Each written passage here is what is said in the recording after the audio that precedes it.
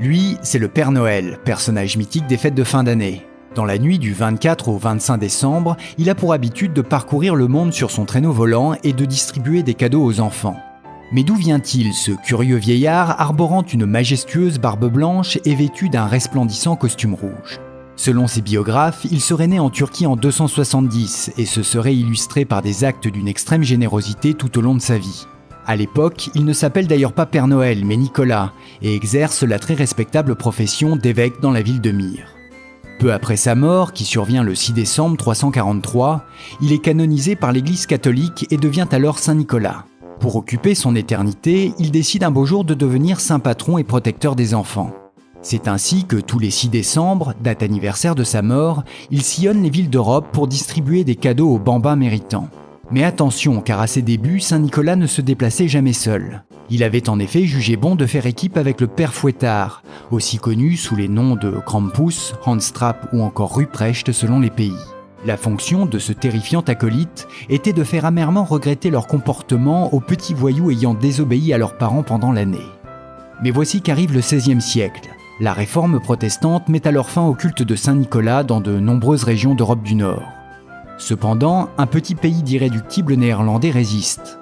Pour eux, hors de question d'abandonner leur fête populaire de Sinterklaas, comprenez Saint Nicolas en langue flamande. Des années plus tard, l'Europe se lance à la conquête du Nouveau Monde. Les Néerlandais fondent la ville de New Amsterdam, aujourd'hui connue sous le nom de New York, et la fête de la Saint-Nicolas commence à se populariser en Amérique du Nord. Les colons anglais ne tardent pas à s'approprier cette tradition festive hollandaise, et Sinterklaas devint alors Santa Claus. Au fil des décennies, les familles chrétiennes trouvèrent plus approprié que cette fête des enfants soit associée à la naissance de Jésus. Santa Claus décide alors de modifier son planning et d'effectuer sa tournée non plus dans la nuit du 5 au 6 décembre, mais dans la nuit du 24 au 25. 1821 est une année charnière pour Santa Claus. Cette année-là, le pasteur américain Clement Clark Moore écrit un conte de Noël à succès qui fixera les nouvelles normes en matière de Père Noël. Il y est présenté comme un lutin sympathique, fumant la pipe, dodu et souriant, qui distribue les cadeaux en se déplaçant sur un traîneau tiré par des rennes. Ce nouveau look de Santa Claus est peaufiné par le dessinateur Thomas Nast en 1863. Exit les dimensions nains de jardin ainsi que les habits d'évêque traditionnels, et bonjour les bourrelets, le costume rouge à fourrure blanche et la large ceinture de cuir noir. Notre Santa Claus, made in America, devait maintenant attendre une opportunité pour se lancer à la conquête du vieux continent.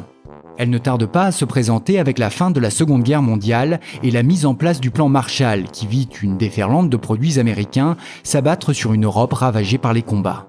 C'est ainsi qu'en France, pays catholique où Noël n'était traditionnellement associé qu'à la naissance du Christ, le personnage du Père Noël finit enfin par se faire une place de choix dans les foyers et les cœurs de millions de personnes.